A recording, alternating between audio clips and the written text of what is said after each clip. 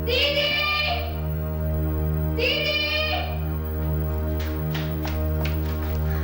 क्या हुआ बेटा? चिट्ठी आई है दीदी, पिंकी की चिट्ठी आई है। पिंकी का खत है? कहाँ है वो इस वक्त? जीजू उसने आता पता कुछ नहीं लिखा है। तो फिर लिखा क्या है? क्या वो वापस आ रही है? क्या उसने हमें इसे लेने के लिए बुलाया है? बरखा तुम चिट्ठी पढ़कर सुनाओ। वो खैरियत से तो है ना? किसी मुसीबत में तो नहीं ना पड़ी? नहीं दीदी, वो बिल्कुल खैरियत से है। उसने लिखा है, मम्मी कभी सोचा भी न था मैं आप सबसे इतनी दूर चली जाऊंगी। आपकी लाडली बेटी हमेशा आपकी नजरों के सामने रहना चाहती थी। वो दिन अब तक याद है मुझे, जब उस घर में आखिरी दिन था मेरा।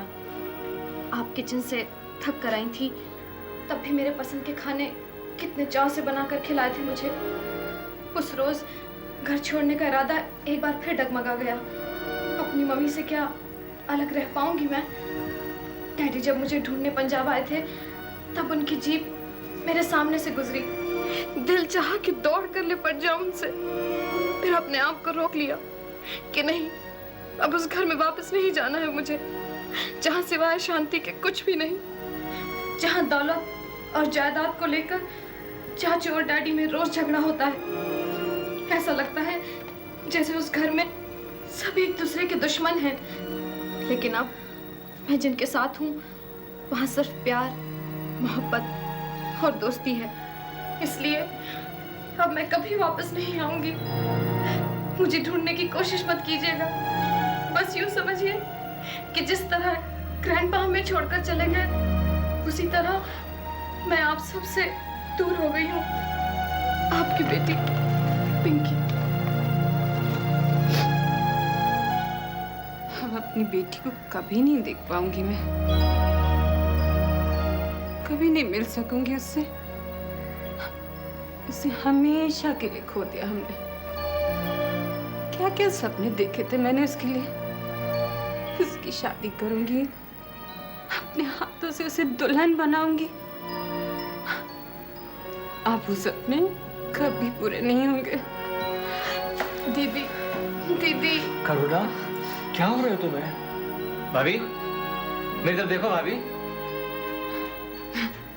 चलो, अच्छा ही हुआ इस नरक की आग में जलने से बच तो गई। हम लोग तो बर्दाश्त कर लेते, लेकिन वो तो बेचारी बच्ची है ना, नहीं बर्दाश्त कर पाई बेचारी इस घर में पनप रही दुश्मनी और नफरत को। नहीं झेल पाई, चली गई सब कुछ छोड़कर। अच्छा किया मेरी बच्ची ने। लेकिन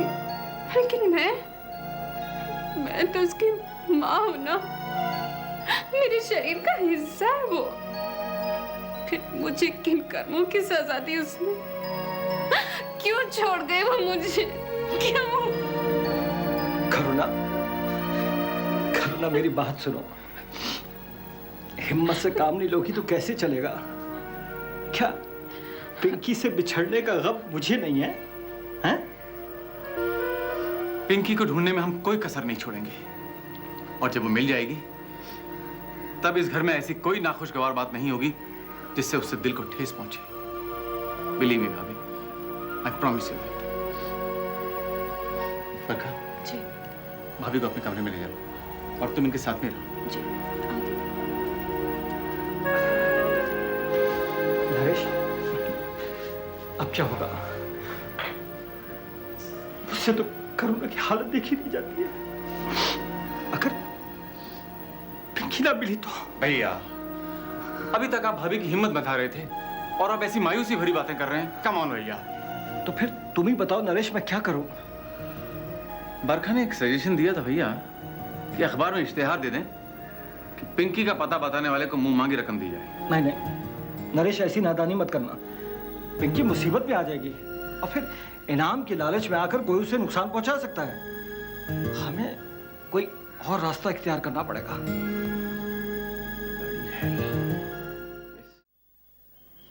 डैडी, डैडी, आपको भी तैयार भी होना है। कहाँ हैं आप?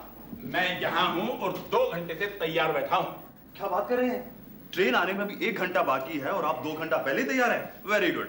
अरे भैया कभी कभी ट्रेनें गलती से जल्दी भी आ जाती हैं। स्टेशन पर उतरकर नैना ने अगर हमें नहीं देखा तो उदास हो जाएगी बेचारी। ये सब बातें रास्ते में भी हो सकती है। चलिए तैयार हो जाइए। मैं तो तैयार हूँ, चलो डैडी। जूते पहन लो, 1 मिनट। इतनी देर से चिल्लम चिल्ली करे कि आप तैयार अभी तक जूते नहीं पहने आपने। अरे भैया जूते पहनने में कितना समय लगता है? 2 मिनट। डैडी, नैना को ट्रेन से उतरकर टैक्सी पकड़ने में भी 2 मिनट ही लगेंगे। अरे वाह, आप भी शौहर की तरफदारी करने लगे। Very good. मैं अभी हाजिर हुआ 5 मिनट। पहले 1 मिनट, फिर 2 मिनट, फिर 5 मिनट। Very good. कमाल है यार डैडी जी। देखा, नैना आ गई। क्या बात कर रही हो? हिंदुस्तान में ट्रेन टाइम पे तो पहुंचती नहीं और तुम बोल रही हो बिफोर टाइम। देखो तो सही, खोलो दरवाजा। हैंड्स अप, भागने की कोशिश मत करना। अगर आवाज जानी पहचानी नहीं होती मैं तो डर जाता यार। और हवलदारनी कैसी है? हवलदारनी नहीं भैया, अभी इंस्पेक्टर कहिए मुझे। इंस्पेक्टर नैना मेहरा। कैसा लगता है सुनने में? Lovely, too good, great, congratulations. Thank you भैया। भाई से मिल चुको तो एक नजर इधर भी इंस्पेक्टर साहिबा। भाभी, आई एम सॉरी। कांग्रेचुलेशंस। अरे नैना ऐसे करो, तुम जल्दी से छुप जाओ, डैडी को सरप्राइज देंगे। कम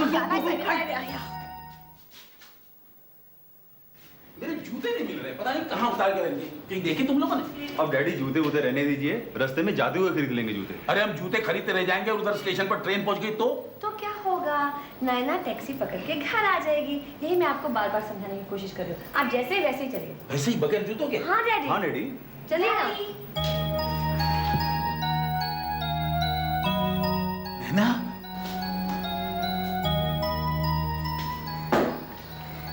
inspector Naina Mehra reporting sir. बिटिया। Daddy. Inspector Naina Mehra, I am impressed. बहुत रौबदार लग रही हो तुम। हाँ हाँ डैडी, अपनी नैना जरा कद से मार खा गई है। ये और भी रोबदार होती अगर इसका कद मेरे जैसा होता तो। एक्सक्यूज मी भैया, आज के बाद जरा संभल कर बात कीजिएगा। हमारी ट्रेनिंग में जूडो और कराटे दोनों शामिल हैं। माय डियर सिस्टर, ये बात तुमने मुझसे तो कह दी है, लेकिन किसी और से मत कह देना, अच्छा? क्यों? वरना पंडित रिश्ते लाते लाते थक जाएंगे और तुम्हें कोई लड़का नहीं मिलेगा। तब तो नैना बिटिया की शादी किसी पुलिस अफसर से ही होगी। वैसे नैना तुम्हारी पोस्टिंग कहाँ होगी? यहीं पर बॉम्बे में। यानी तो बहुत अच्छा हुआ। Very good. So officer, all the best. Thank you sir. क्या नैना पुलिस ऑफिसर बन गई? वाह, दैट्स अ गुड न्यूज़। कब लौटी वो? आज सुबह ही। उसके आते ही घर में हंगामा मच गया। जिस घर में पहले सूनापन छाया रहता था, अचानक वो सूनापन दूर हो गया। I can understand. बेटियां घर की रौनक होती हैं। उन्हीं के दम से तो घर में बाहर आ जाती है।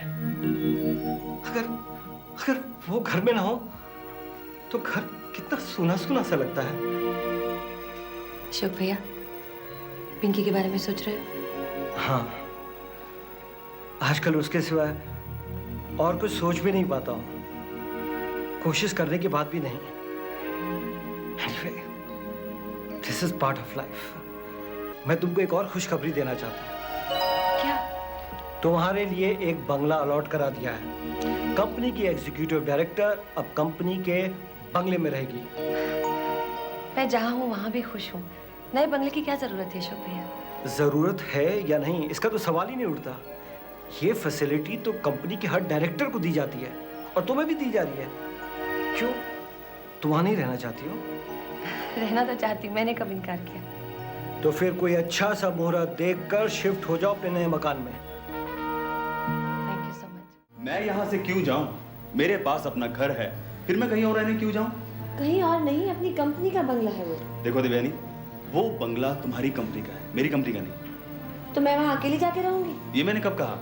नए बंगले में जाने की जिद तुमने लगा रखी है, मैंने नहीं। यहाँ ठीक ठाक रह रहे हैं, क्या जरूरत है कहीं और जाने की? आदित्य, जब भी कोई खुशी का मौका तुम दोनों की जिंदगी में आता है, उससे पहले या ठीक उसी वक्त ये झगड़ा भी जरूरी है क्या? मेरे लिए ये कोई खुशी का मौका नहीं है डैड। क्यों नहीं है? क्या नए घर में जाना खुशी की बात नहीं है? और आखिर तुम्हारे ऐतराज करने की वजह क्या है? वजह मैं बताती हूँ डैडी। इन्हें ऐतराज इस बात का है कि वो बंगला मेरी कंपनी वाले मुझे दे रहे हैं।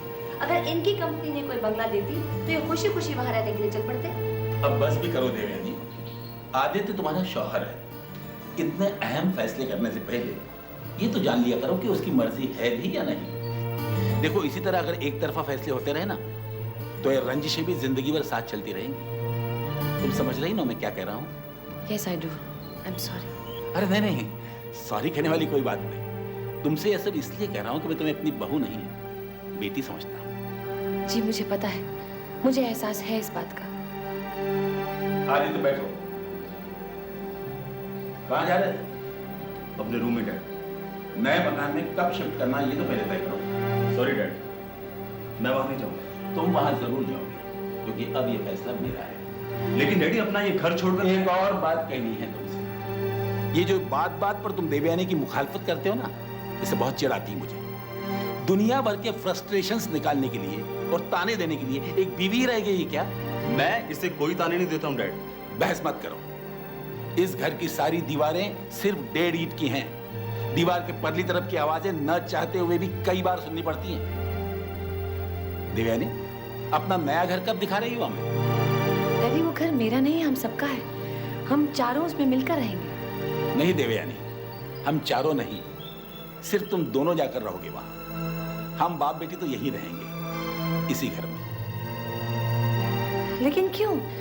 सारी जिंदगी गुजर गई यहां, बहुत सारी यादें जुड़ी हुई हैं इस घर से। अब और कहीं मन नहीं लगेगा, बस यही एक वजह है और कोई नहीं। और जहाँ डैडी रहेंगे वहाँ मैं भी रहूंगी। क्यों, है ना डैडी?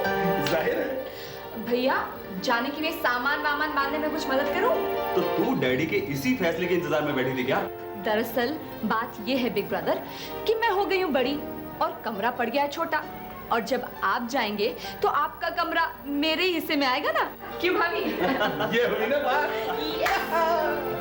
सर, उसने तो आते ही सारे फाइलों को उल्टा पुल्टा करना शुरू कर दिया है। मैं come in sir. Yes, come in.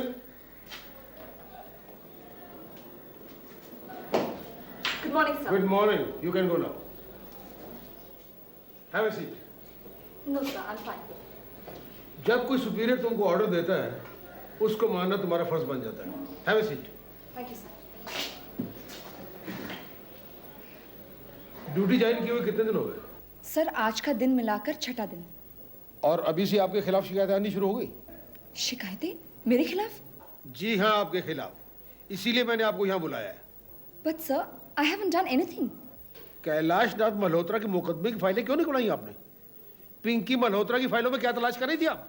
Sir, मैं उन्हें जाती तौर पर जानती हूँ, इसीलिए I was just curious about it, nothing else. Inspector Naina Mehra, अपनी ड्यूटी निभाते वक्त जज्बाती रिश्तों को बीच में मत लाइए। एंड वन मोर थिंग, जब कोई दूसरा ऑफिसर केस हैंडल कर रहा हो, उसमें दखलंदाजी मत कीजिए। Is that clear? Yes sir, very clear. लेकिन आपसे एक सवाल पूछना था। पूछिए।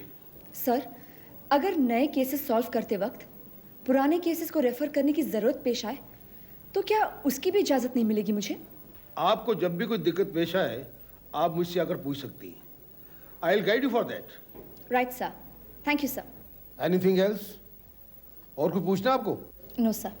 तो आप जा सकती हैं। यस सर, मैं दरअसल आपके ऑर्डर्स का वेट कर रही थी, because as you said sir, जब हमारे सुपीरियर्स हमें ऑर्डर्स दें तो हमारा फर्ज बनता है कि उन पर अमल करें।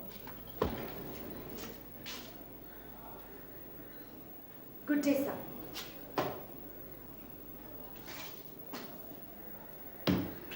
अजीब लड़की है, न जाने क्या क्या गुल खिलाएगी।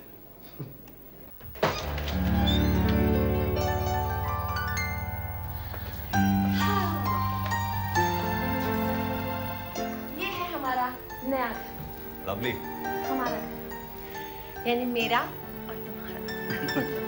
है ना आदित्य? बहुत अच्छा, बहुत ज्यादा खूबसूरत।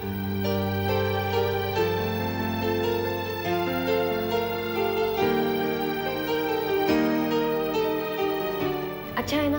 हाँ, बहुत अच्छा है। हम इसे खूब सजाएंगे, इतने प्यार से संवारेंगे कि सब देखते रह जाएंगे। इस घर में आने वाले हर मेहमान को ये एहसास होगा, उसे ये महसूस होगा कि ये मकान नहीं घर है, जहाँ एक दूसरे को चाहने वाले दो इंसान रहते हैं। मैं ही बोलती जा रही हूँ, तुम भी कुछ बोलो ना। मैं तुम्हें सुन रहा हूँ। सच बताओ, तुम्हें ये घर पसंद है ना? सच, मुझे ये घर बहुत पसंद है। तो फिर इतने बुझे बुझे से क्यों? इस घर में सिर्फ हम दोनों रहेंगे, ये सोचकर तुम्हें अच्छा नहीं लगा? अरे बाबा, मैं बहुत खुश हूँ। तो प्यार से बोलो ना। इतने अरसे के बाद हमें एक घर मिला है जिसमें सिर्फ हम दोनों रहेंगे। खुशियां भी अपनी, गम भी अपने, सुख दुख, गिले शिकवे, प्यार मोहब्बत सब अपना, सब कुछ इसी चार दीवारी के दायरे में, सब कुछ एक शौहर और बीवी के बीच। आदित्य, तुम्हें एक राज की बात बताऊं जो मैंने आज तक कभी नहीं कही। ऐसी कौन सी बात है भाई? I adore you. I love you.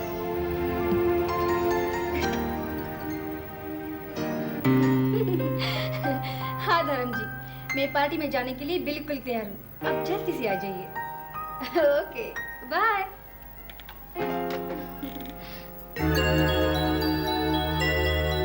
प्रकाशी, आप? हेलो रूपा, मैं ये बहाना बिल्कुल नहीं तराशूंगा कि मैं यहाँ से गुजर रहा था इसलिए तुम्हें मिलने चला आया। मैं यहाँ आया हूँ क्योंकि तुम्हें देखने को, तुमसे बात करने को मेरा जी चाह रहा था। आइए बैठिए ना। Thank you. रूपा, शायद मेरा यहाँ आना तुम्हें पसंद नहीं आया। क्यों? क्योंकि मुझे देखकर तुम्हारे चेहरे पे से मुस्कुराहट जो गायब हो गई। मुझे क्या अच्छा लगता है और क्या नहीं, इससे अब कोई फर्क नहीं पड़ता। लेकिन धर्म जी को आपका यहाँ आना जाना पसंद नहीं है। ये घर उनका है, इस घर की मर्यादा का पालन मुझे भी करना होगा। घर की मर्यादा? एक पराये आदमी के साथ उसके घर में रहकर दिन रात उसके साथ गुजारकर समाज की मर्यादा को नहीं तोड़ रही तुम? समाज? किस समाज की बात कर रहे हो प्रकाश जी? वो समाज जिसने मेरा सबसे कीमती जेवर, मेरी इज्जत मुझसे छीन ली। वो समाज जिसने मुझे कोठे पर दिन गुजारने के लिए मजबूर किया, या फिर वो समाज जिसने मेरे पापा पर झूठा इल्जाम लगाकर उनकी जान ले ली। उसी समाज के एक इंसान ने तुम्हारी तरफ हमदर्दी और मदद के लिए हाथ बढ़ाया था रूपा। वो तुम्हें बदनामी और रुसवाई के दलदल से बाहर निकालना चाहता था, लेकिन तुमने उसका हाथ नहीं थामा। क्यों नहीं थामा, इसकी वजह मैं आपको बता चुकी प्रकाश जी। वजह मुझे याद है रूपा, यही ना कि जिस जगह पे अभी तुम रह रही हो वहां तुम अपने आप को बहुत सुरक्षित, बहुत महफूज समझती हो। लेकिन जिस घर की तुम्हें चाह है, जो जिंदगी तुम जीना चाहती हो, वो ये नहीं है। वो जिंदगी मैं तुम्हें दे सकता हूं। मैं तुम्हें अपनाने के लिए तैयार हूं रूपा। तुम मुझसे ब्याह करोगी? प्रकाश, हाँ कह दो रूपा। सिर्फ हमदर्दी या दोस्ती के नाते नहीं कह रहा हूँ, वाकई मैं तुमसे प्यार करता हूँ। नहीं प्रकाशी, नहीं, ऐसा नहीं हो सकता। क्यों रूपा, क्यों ऐसा नहीं हो सकता? क्योंकि मैं आपके काबिल नहीं हूँ। तुम मेरे लिए क्या हो, ये जानने के लिए तुम्हें अपने आप को मेरी नजर से देखना होगा रूपा। मैं किसी भी नजर के काबिल नहीं हूँ प्रकाश जी। मिन्नत करती हूँ, मेहरबानी करके आप यहाँ से चले जाइए।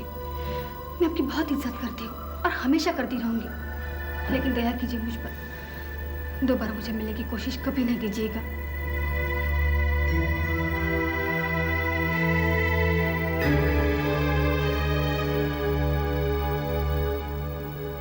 ये 10,000 रुपये मिस्टर धर्म चोपड़ा ने मुझे दिए थे।